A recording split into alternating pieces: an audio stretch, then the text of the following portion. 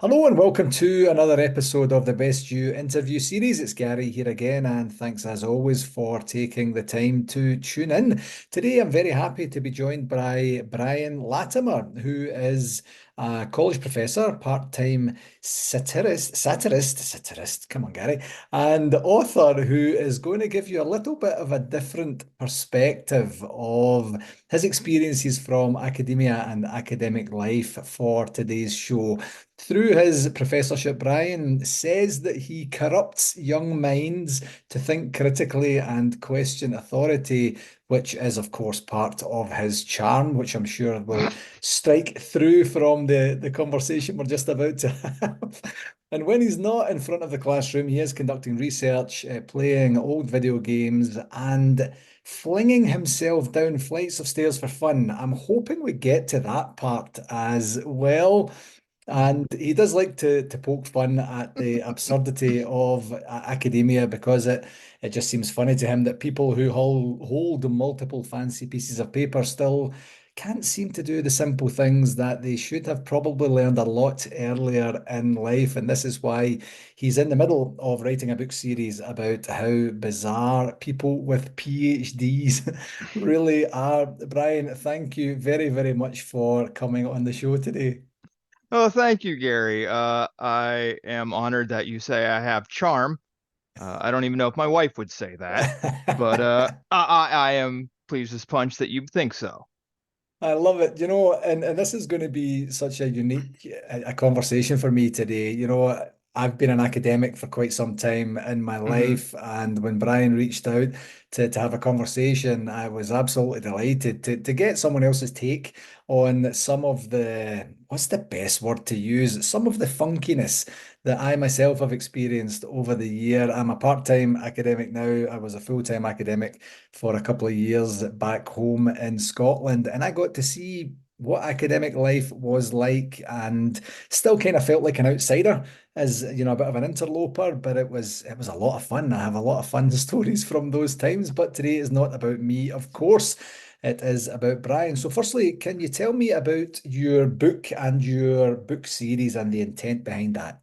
Okay, so the first book is called Remus College. It is basically a collection of stories that I've written into a novelization from all of the wacky instances, occurrences, events, what have you, calamities that I and others that I know have experienced. Uh, there's a lot to unpack, and so over the how long have I been teaching now? A decade. Uh, I decided to break this up into smaller, a little bit more digestible chunks because otherwise it would be a tome of tragedy that I don't think people should really ever try to read. But it's basically focusing on those issues within academia, whether it's uh, issues with students, uh, workplace culture, which is to me the overarching theme that this series is going to be looking at because I mean everybody has at least one person at work that they don't get along with for whatever reason. But sometimes we have those coworkers that are just insanely unbearable, and you would think that in institutions of higher learning where people have spent, like me, 10 years of college to get, I have three fancy pieces of paper now. So to get that PhD, that, we can iron out issues with, as diplomatically as possible, debate the issue, figure things out, making sure that, in the end, that um, everything is geared towards the student. Yeah. And shockingly, that is not the case. You will run into people that do have that intent. They want to join you in that endeavor of improving the lives of the student, but then there are some that are just kind of out for themselves and can really become a problem and destroy a good department, a good community, make, life at whatever institution you happen to be in the worst. And so this is a look at all of that, as well as the issues that faculty will have with administration uh, as well. So it's coming from all sides, and I poke a lot of fun at it because yes, these are a lot of serious issues, but if you can't look at this stuff and not get a chuckle out of it, it's like I have to evaluate what you're doing because I am one of these people that no matter what is happening, um, I always attempt to find the humor in it, Yeah. even in like my darkest times. Like I've tried to find humor, and I think that's always been a benefit for me because I can't dwell on what I can't control. Yeah. So that's generally what I do. I take that darkness, that terrible drama, trauma, whatever you want to call it, and try to do something positive with it. Yeah. Yeah. Yeah, that's great inspiration to get yourself to the opportunity to use your humor, to use your experience, to use your smarts, if I could say it that way, to then get to something that's hopefully going to be entertaining and somewhat educational. The word I like to use is edutaining, and Hmm. it sounds like you're certainly on the road to doing that. And the one interesting thing that I have experienced in academia is that it's almost like there's two camps. There's depending on where you're at in the institution, Hmm. like literally where you're positioned within the institution, that you have that opportunity to be like, the true core, pure academics, career academics, and then you have the continuing education, the corporate training, the side that has a lot more facing to the outside world. And when they have that outside facing to the outside world, then they're in a situation where there's a little bit of reality sprinkled on things, not enough to make a discernible difference, Hmm. in terms of the culture and the processes and such, but enough to kind of think, oh, there's a gateway here to something else. In the truest of academic settings that I've been involved in, they have a similar belief that almost everyone in every industry, and I've worked in a lot of different industries over the piece, Brian, that they have this some sort of insular viewpoint of this is so unique here. This is, no one understands what we do. What we do is very, very important, very, very complex. Even the people who are here don't understand it. And then there's a level of confusion and fog that's provided with that. So Hmm. as I mentioned earlier, always kind of somewhat feeling as an interloper, not from a imposter syndrome perspective, but just kind of from a this is an odd way to look at things perspective. I was always kind of like, everyone says that. Everyone Hmm. thinks that they are the most unique organization, industry, demographic, delivery method Hmm. in the world, and they're kind of not. There's lots of commonalities across a variety of industries. Have you found that? Yeah, uh, in my over a decade of dealing with other PhDs and across the institutions that I've been to, it does boggle my mind on occasion of, how some people have that mentality of like my work is the work. Yeah, And and it's one thing if you do it to your fellow faculty. Okay, we're all grown adults. We can handle that. But when you start trying to move that down onto your students and like maybe not talk about your research per se in the class, but the course that you teach where, you know, if you want to pass this class, you got to write down everything that I say because every drop of spittle that comes from my mouth is gospel truth, and you will fail in everything in life if you don't heed my words. And I've never condoned, I've never understood that. um, I understand that, everybody has their own life experiences, and I'm not saying that I have all the answers, but I'm one of the types, and this is probably what's helped me in my teaching, that I at least listen to my students in a way that, because like I get a lot of grief on occasion from my fellow faculty about the way that I handle my classroom, because I throw out sarcasm so much. And like, okay, just an example. Today I was talking about the communication process, basically all the theory that goes into the Shannon Weaver model, that goes into how do we talk to each other, and the model that goes into that, right? It's a lot of highfalutin stuff, but I'm trying to make it relevant for them. So I open up with this premise. I was like, all right, now imagine yourself in a situation you've never been in, because I know none of you have, judging by the looks of this room. You're on your first date. You're like, that's the first thing I do and say, because it's outlandish. It's Yeah. these are students who are 18 to 20 years old. You know, a lot of them are worried about their looks and things Yeah. like that.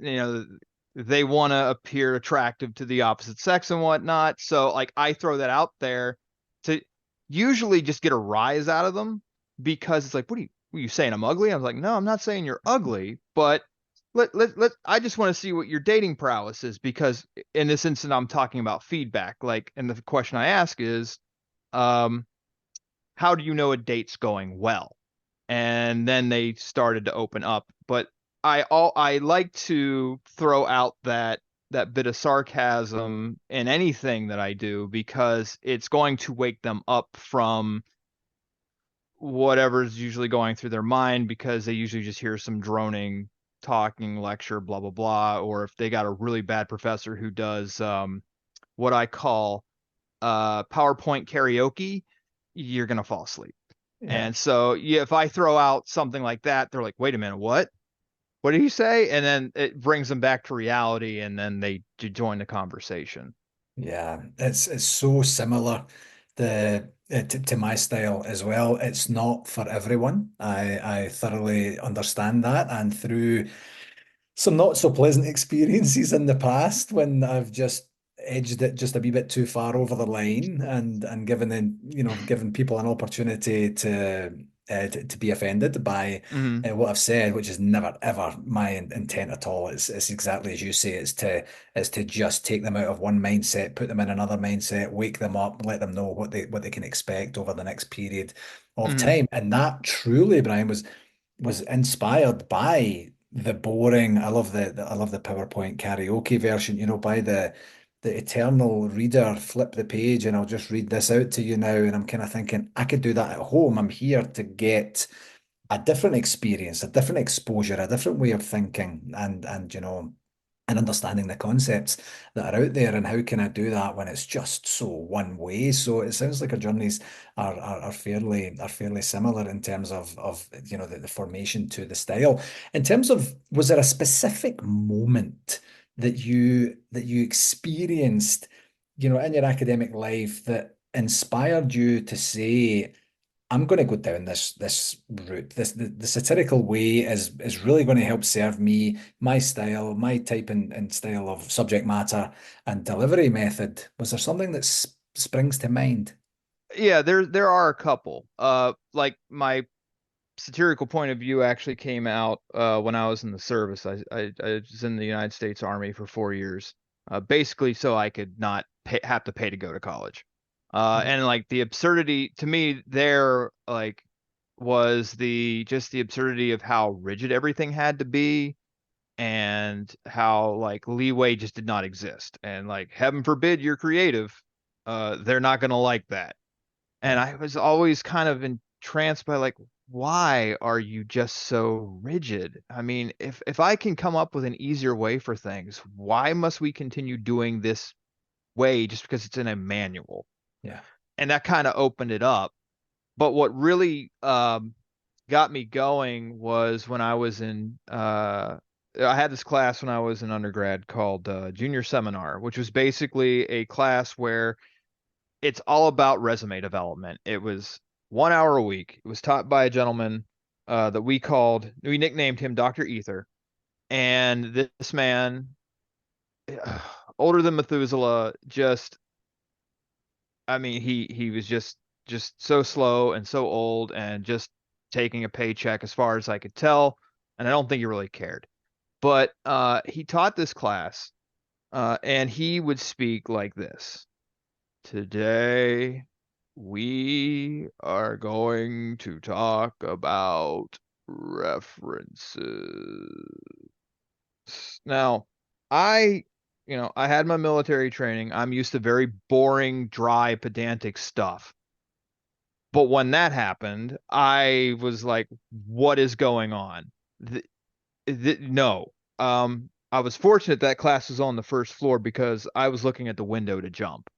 But um, I had made a decision that if I was ever in charge of people or in front of a classroom or something like that, the last thing I'd ever want to do is be him. Yeah. And I have told my students in classes, in fact, I even said that today because I talked about him today. I said, if I ever get to that point where I am dragging things out, and I pointed to a student, I said, what you need to do is drag me behind the woodshed and you just need to pull the trigger because it's obvious my time is done and I must go be with God because it's over. And because I'm obviously not realizing that I'm not doing what I should be doing. And Yeah. so that's kind of where it's been ever since. How do the students take that in terms of their demographic right now? I'm assuming that's not completely orthodox in terms of their other experience. How did they react? Um, I've seen it to, I've not had any real uh pushback from it. I think a lot of them actually enjoy the sincerity. Yeah.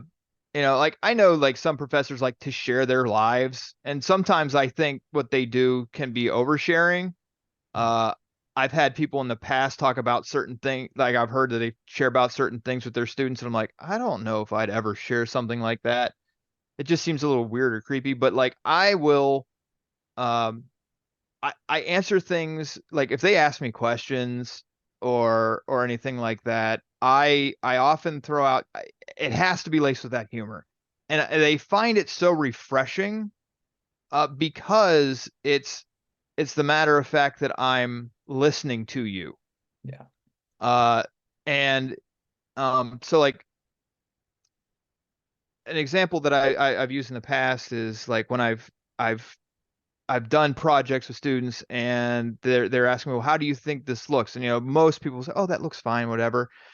I have to inject some level of that wit, of that sarcasm, because it shows not only am I thinking about it, I'm thinking about it in a different way that might, at least in some way, shape, or form, uh, make you just like, okay, maybe I never thought of it that way.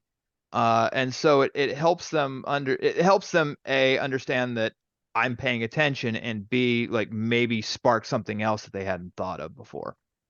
Yeah, and one of the slight challenges that I personally have experienced with that is that sometimes if they're not on their game, if they're not paying the type of style of attention that we are hoping or anticipating that they are, they completely miss the point or completely miss the message, I guess is probably the best way to say Yeah. it. Then they don't get the benefit of what it is you're trying to do in the first place.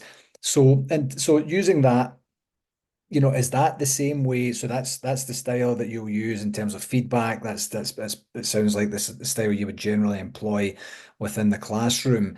Are there any other tactics or strategies that you use to generate their critical thinking and the how to question their life authority process? Yeah, I throw out all sorts of things, just in terms of like, it almost seems like pointed questions just directly at them. Mhm. Uh, but it's there to not offend, but make you think about um, what it is that you're doing. So, like, again, use another example from today. Uh, we were talking about speech anxiety and how it's difficult to get in front of people. Mhm. And I have a number of football players, and I was like, all right, who are my wide receivers in here? A couple of them raised their hands, and I was like, all right, answer me this question honestly. How long did it take you to uh, feel comfortable with the idea that as you're reaching to catch this ball, someone is barreling down at you, ready to knock your block off. And you know that your objective right now is to grab this ball and hold on to it for dear life. And like one or two of them opened up and said it took me a couple games because I was so worried about getting hit and things like that. And I'm saying that's exactly like speech anxiety. You're nervous about what the consequences are, right? Yeah. And in speech, it's the same thing. You worry about what the others think about you. But with the practice and getting comfortable up here, it breaks that out of your system. You begin to realize this isn't as bad as you think. Yeah. Like there's still always the danger, right? The harm that can happen, but if you're well trained in it, you can be as safe as possible. So, even in something like football, I can still make something work there where it's like, oh yeah, I never really thought about it that way. I mean, that's what I try to do with anything that I teach. So, Yeah, it's such a fantastic analogy there, just to speak to a different type of style of audience, because you probably have other students within the classroom saying, "Well, I'm not a football person. I play netball, I play lacrosse, I mhm. do beach volleyball," and they can start to get the analogy in terms of the sporting reference. And another thing I would add to that is, it's one play within one game within one season. There will be another play within another game within another season. It's not the be all and end all. I can't think of many opportunities in life where if this speech, this chat, this talk, this lecture goes horribly wrong, I am done for. I am finished. I am out. There's a whole bunch of other things that would compound to make that the case, I suspect. So, Yeah. can you share like one of the biggest success stories that you've had, say with a student that's come into the classroom and through the journey with you, you've seen them open up in an expansive way that exceeded your expectations, that exceeded their expectations, and gave them, a real opportunity to do something different than they would maybe even have imagined at the beginning. I have a couple. I had one at my previous institution. He was a little shy.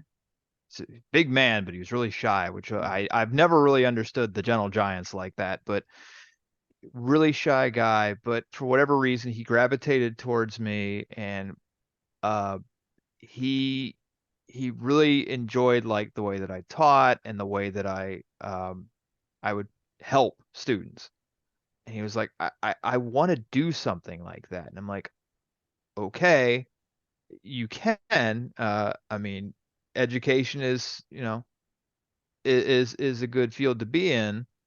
Uh, but to be up here and do this, it takes a lot of different skill sets. And furthermore, are you willing to go through um, the, I always call it academic hazing, that's what grad school is. Um, it is in some instances barbaric, but it is a necessary evil to really, I mean, in my mind, it's a necessary evil because it's just like, you're when you're forging something, right? You're pounding out the impurities. That's what it's supposed to do. Yeah, And when he started questioning it because he was getting close to graduation, he's like, I've seen this and I've watched him grow. I watched him not too much higher because otherwise I'd need binoculars to see his face, but uh, as I watched him mature and become a leader, and I was like, he started asking me about grad school, and I said,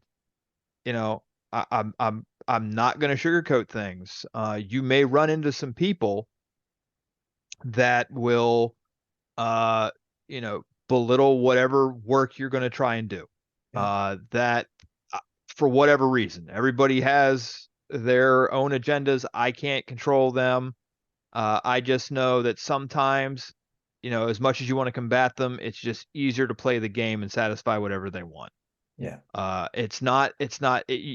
As long as you're not sacrificing your principles to do it, it's just playing that game. And I'm like, and I laid out everything that I went through to get my master's and then to get my PhD. And I'm like, are you sure you want to do that? Because I mean, depending on where you go and who you have, it's going to be just as brutal, maybe even more brutal. Yeah. And I'm happy to say that, well, he got through his master's and now he is starting his PhD. So Wow. I amazingly did not dissuade him. I got to try harder.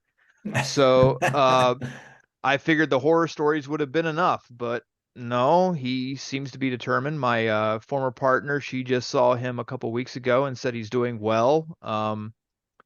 And I'm happy for him. I'm glad to see him doing. I don't know what his research is. I told him, that's like the first thing you need to do as soon as you figure out where you're going for your PhD. You should have what you want to do before. Don't be like everybody else Yeah. and not have a clue in your first year. No, you need to have a plan. That way you can build so your dissertation is not the worst thing in the world and it's Yeah. not the biggest slog. So hopefully he's paid attention to that, heeded that advice, but I'll find out soon enough.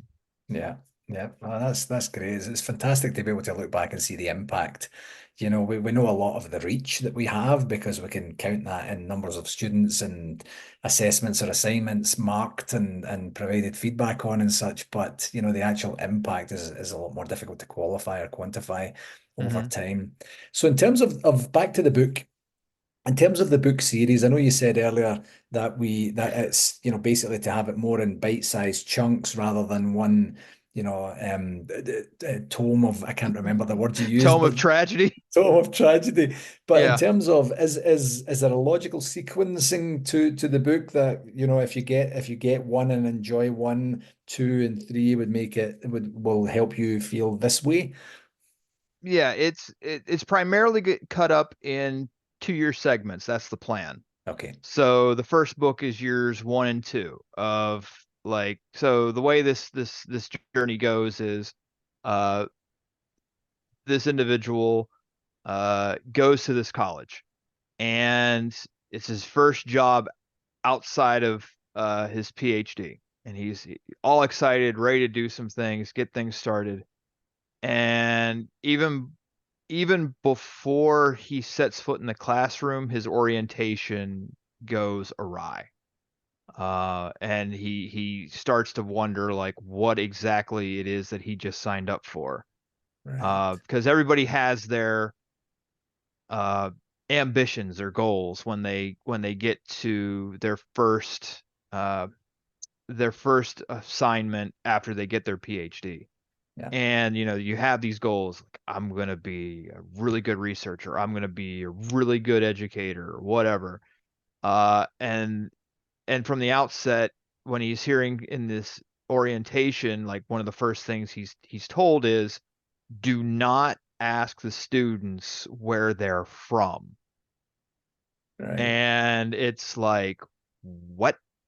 Why? And from the explanation that he receives, students are territorial.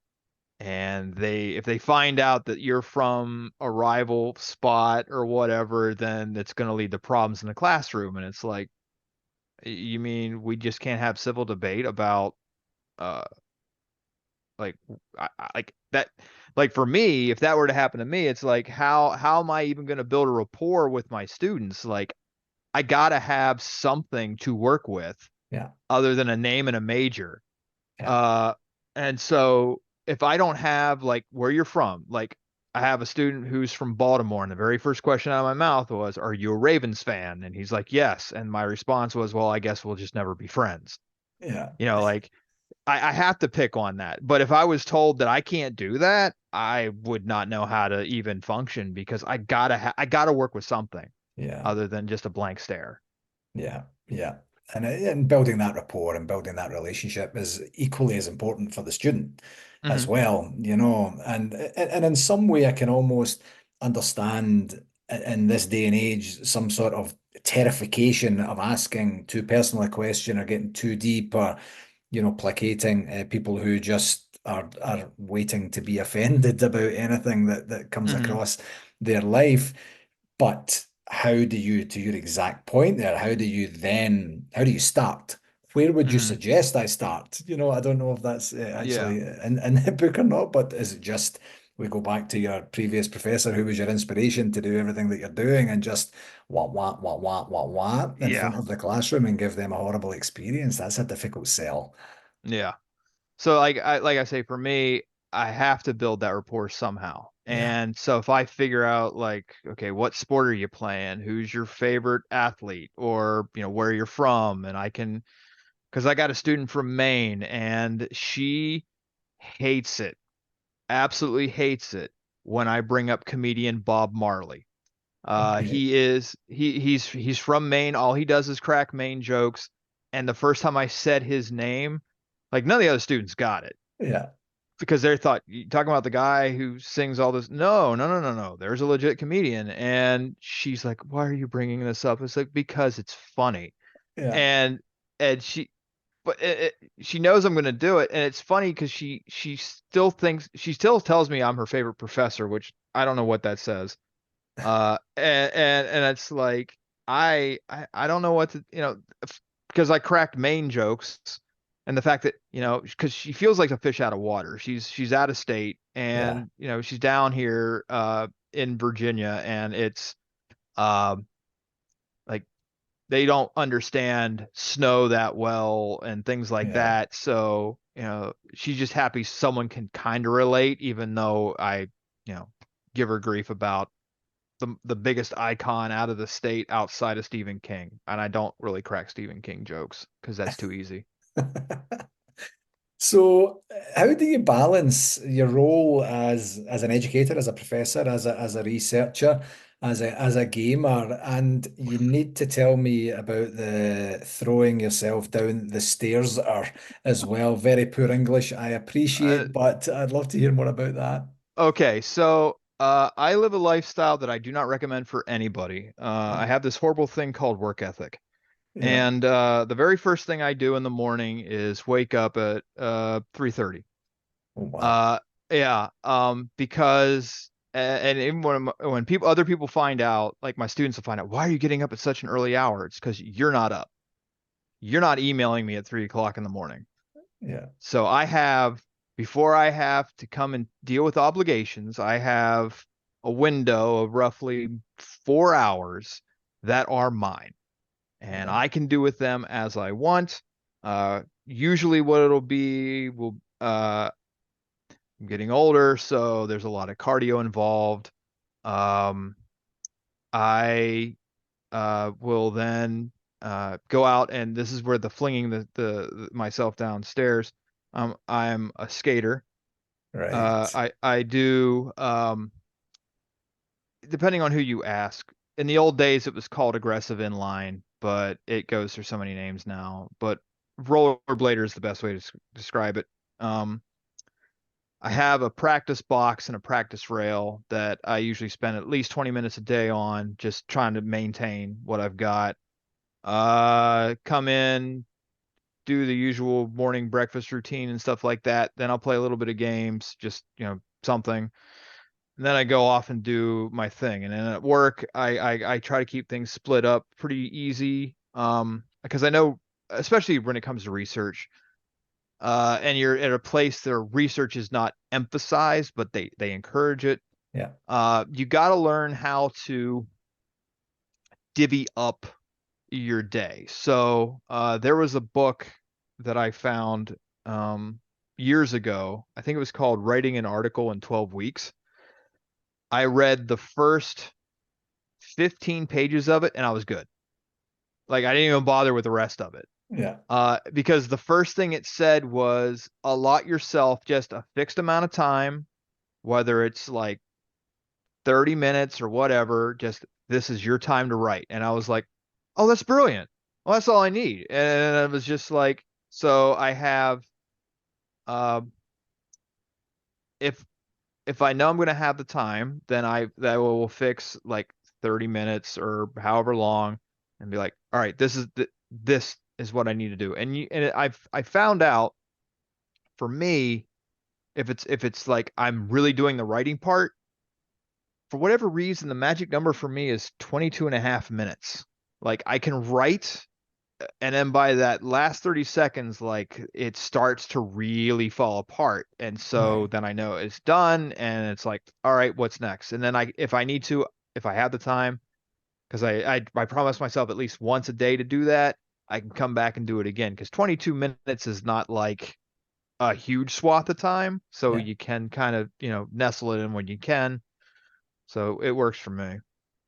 Excellent. And it sounds like I that you've managed to incorporate a lot of trial and error, a lot of things that do and don't work for you to give yourself that opportunity. And maybe 12 months, 24 months, 36 months from now, it looks slightly different depending on what you're doing, but you can go with the ebbs and flows of life. Would that be Yeah. fair? Yeah. Yeah, that would be totally fair. I have tried different things. Like I used to run, but where I live now, that's not really possible.